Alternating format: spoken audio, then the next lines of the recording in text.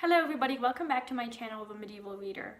So today we're going to do something a bit more philosophical. I want to talk today about a dialogue by Peter Abelard, who was a 12th century scholastic. So he's considered a second generation scholastic if we consider Anselm of Canterbury, who was the Archbishop of Canterbury in the 11th century, beginning of the 12th. We can consider him first generation scholastic. Then Peter Abelard would be second generation, and then Thomas Aquinas and his colleagues would be considered third generation.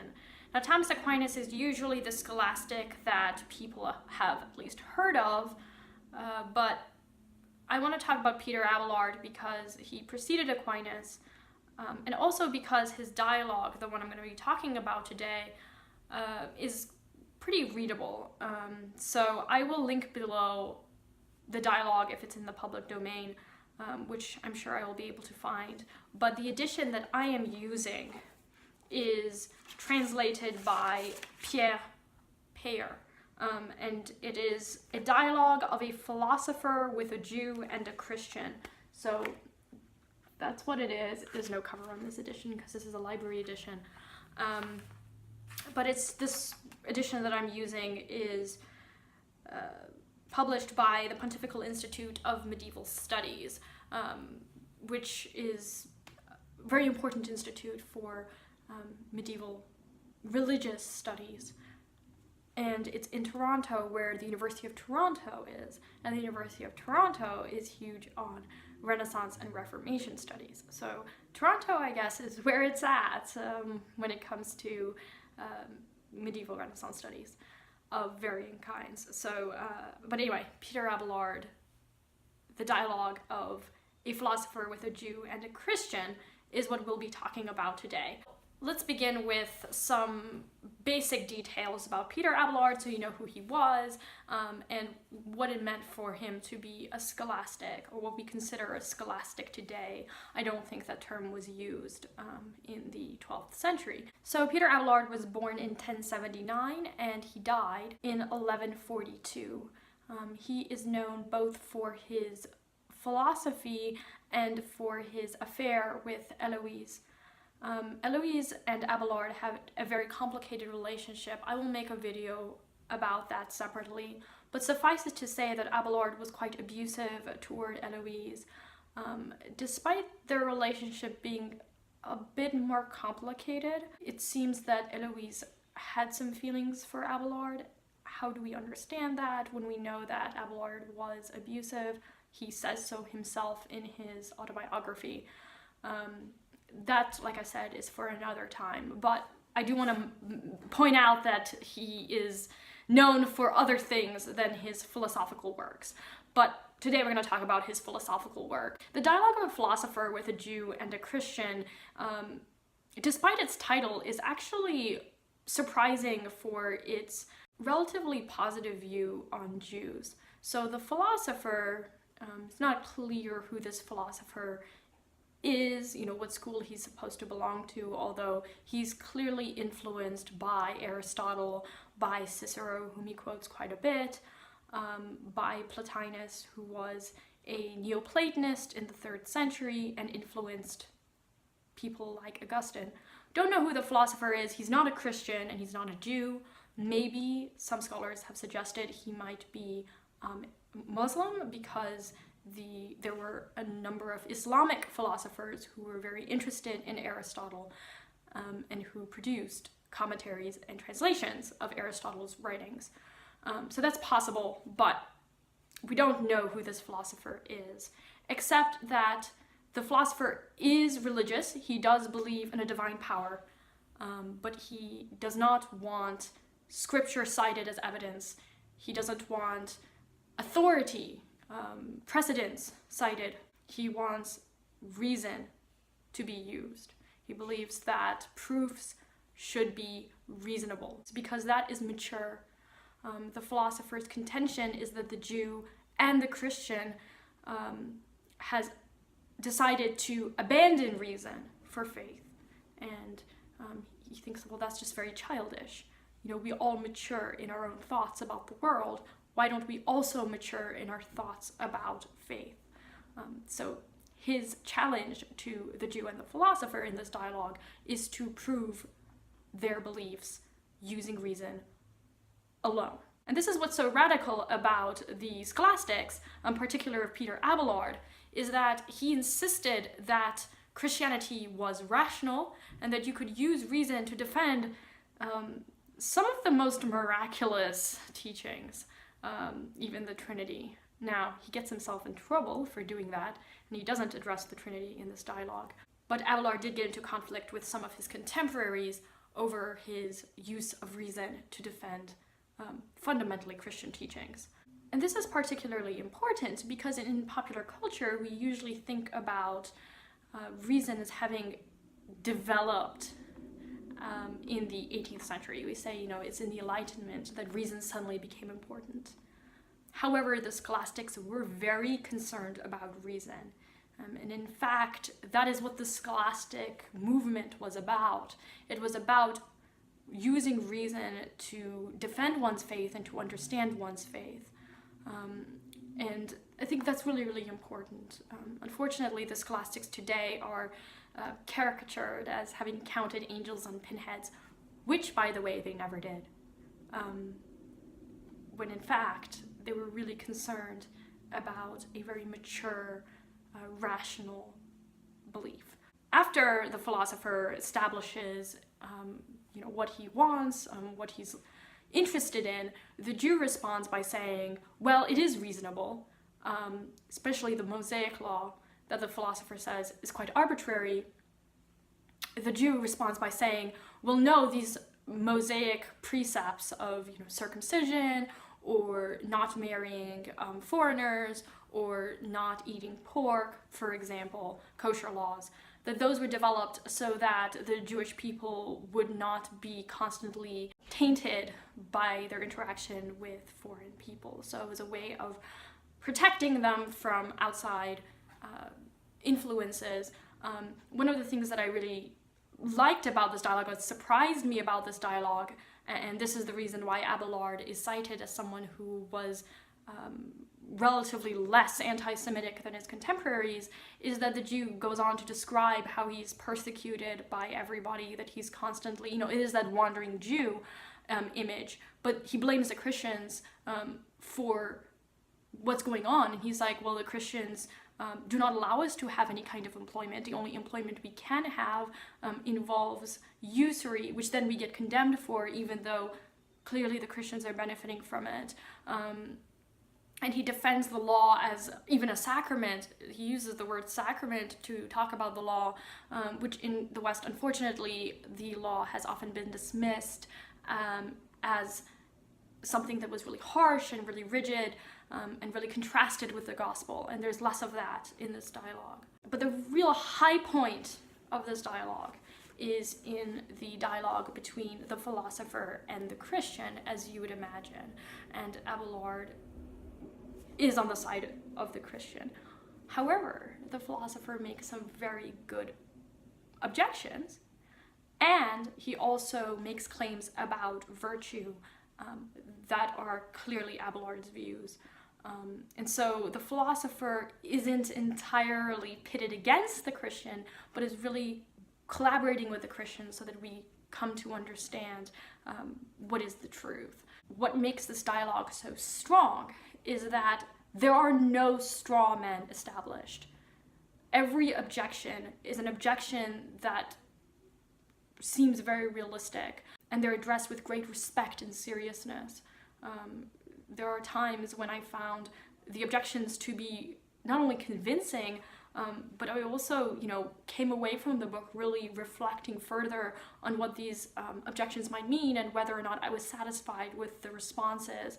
That is the test of a good scholastic dialogue, that the objections are serious, good, respectful, and that the replies to the objections really take seriously the objections, that the responses are very much in dialogue with the objection and the intention behind the objection. There's natural justice and then there's positive justice. So natural justice is justice that is associated with natural law. So justice for the poor, justice for those who are oppressed.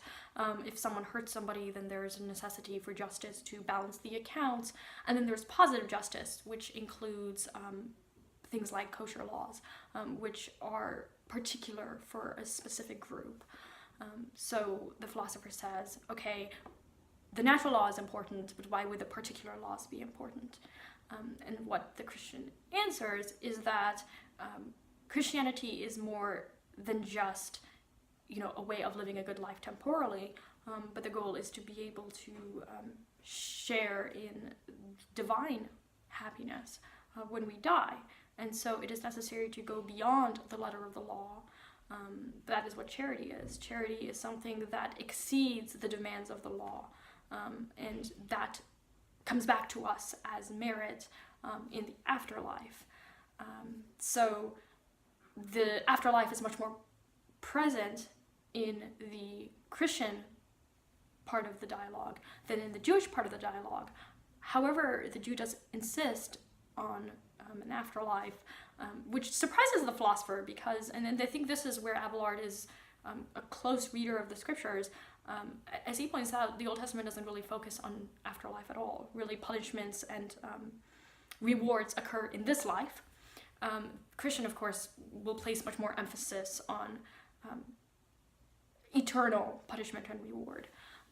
And then arguing that punishment and reward are both good, they're both justice. So if someone commits evil in this world, being punished by God is not an evil because it's actually justice, and anything that God does is necessarily good. Although, of course, the person's actions in this world that merited his damnation are bad. What makes the Christian's interaction with the philosopher surprising, however, is the claim that intentions matter more than acts. So good acts may be done out of bad intention, in which case those acts aren't meritorious. They aren't actually good. So this is the key sentence. What is done is not what matters, but with what mind it is done. So the Christian will distinguish between doing good and acting well, which he says is acting with good intention. Now, God always has good intention, and his omnipotence extends to including evil. That's not to say that God desires evil, but that he will allow for evil because it will lead to a greater good. So take, for example, Satan, who tempts Job, or Judas, who betrays Christ. In both those situations, God permits those things to occur because he has this good intention. His intention, of course, is that Job will be tested, and through being tested, his faith will increase, his trust in God will increase. And in the case of Judas' betrayal of Christ is in a way necessary, although Judas's act is his own act, and therefore is wrong, it's evil. But God has good intentions in allowing Judas to betray Christ because he knows that great good will come of it. So once again, the act is not necessarily equated with the intention. This is the way in which Abelard exonerates God from any kind of blame for evil in the world, but also a way of explaining how evil is necessary. I was reminded of Julian of Norwich's famous line from her Revelation of Divine Love, where she says, "Sin is needful," that is, sin is necessary, "but all shall be well, and all shall be well, and all manner of things shall be well." And they all shall be well because God knows what will happen, and God uses evil to bring about a greater good. Now, Abelard's belief that intention is more important than act falls under what is known as Nominalism, which is a rejection of universals. So instead of thinking about universal good and evil acts, we focus more on the mind and how the mind influences whether something is good or evil. Now, Abelard's Nominalism is often compared to William of Ockham's nominalism, in the 14th century. But there are some differences, and I don't want to go into nominalism because it's actually more complicated than just focusing on intention.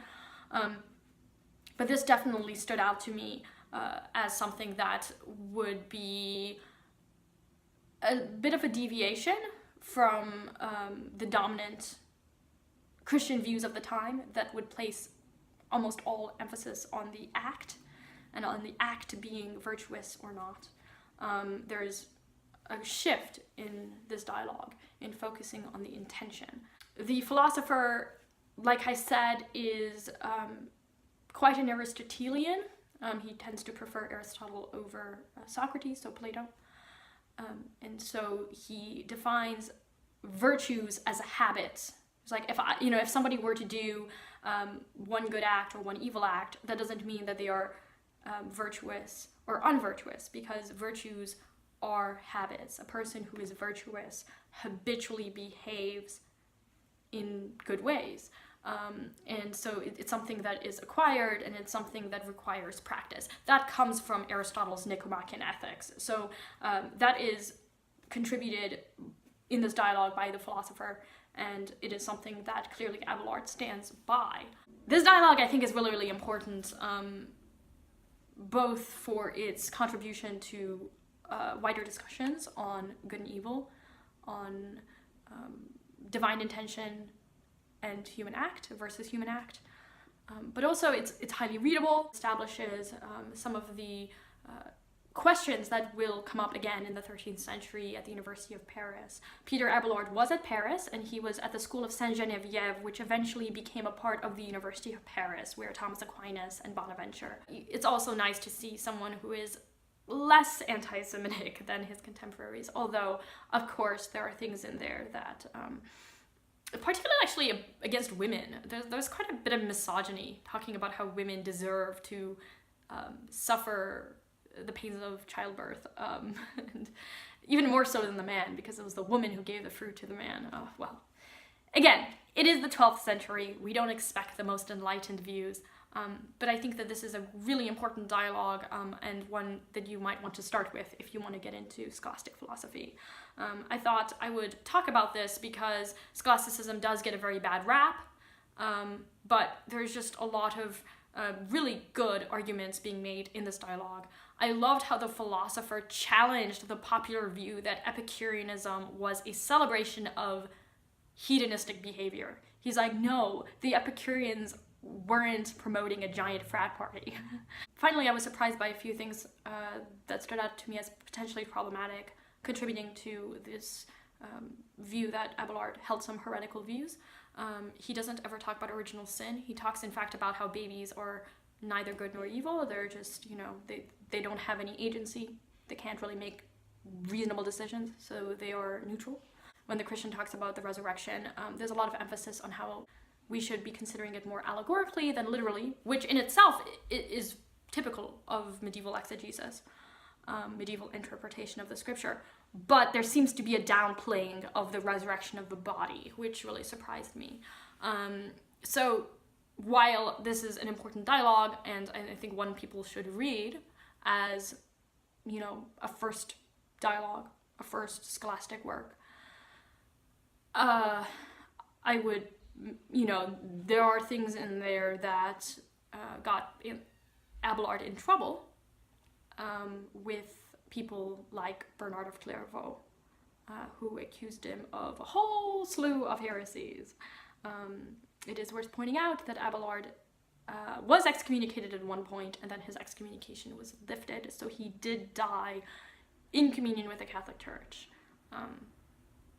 But there's a lot here to discuss, and I think just a really important dialogue. So let me know if you have read anything by Peter Abelard, and please, if I ever say anything that you want to correct, or you want to challenge, or you want to, you want to add to something I've said, please share in the comments, and I will pin your responses, because I don't want to be the only voice in this conversation. And I hope to talk about other scholastic concepts in the future in a way that is accessible to a wide audience. It's also my way of working through texts that I've been putting off forever, and that I know that I should be reading, but I haven't. So I'm like killing many birds with one stone. I'm so excited that it's autumn. I get to wear a sweater and it's cool and there are dead leaves everywhere. It's just so exciting. I just love this season. So I hope you guys all have a great day and I will talk to you later. Bye now.